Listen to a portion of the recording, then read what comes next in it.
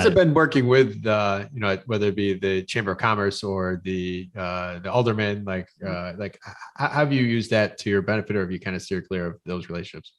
You have to have relationships with the aldermans.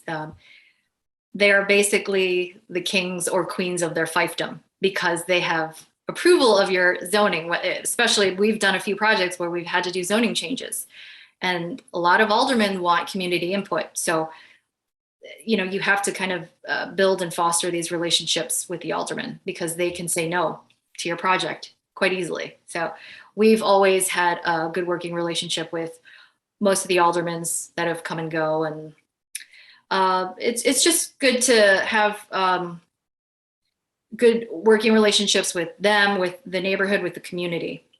We don't really have a Chamber of Commerce per se in Bridgeport. I think the closest one we have might be the South Loop one, surprisingly. But yeah, here it's the alderwoman now.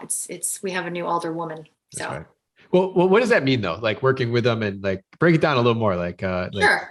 You donating to the campaign. I know that's what we've done in the past. Like talk to me about what that goes without saying, guys. It's Chicago, but but going to the meeting with them in person first and foremost before you even apply for a zoning change. You show them the site plan. You show them a rendering of what you're building, what you want to build, and you go from there.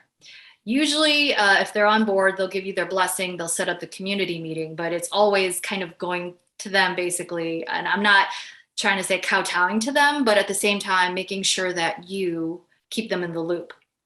Because I think the less involved they are, depending on your older person, the less involved they are, or the less you involve them, the pricklier the relationship can be. I think they always like to be in the know.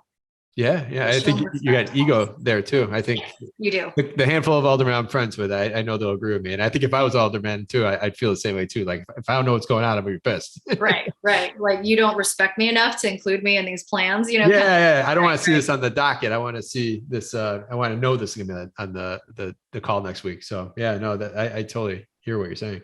Yeah, they for example, once we have a community meeting, if the alderman is on board, they will also put in a good word to the community and say, hey, she's a neighborhood person. She's been here for a long time. She's not just some developer that's going to come and go. She has a good reputation. They can vouch for you during these community meetings. So that's why you want to foster and build these good relationships with your alderperson.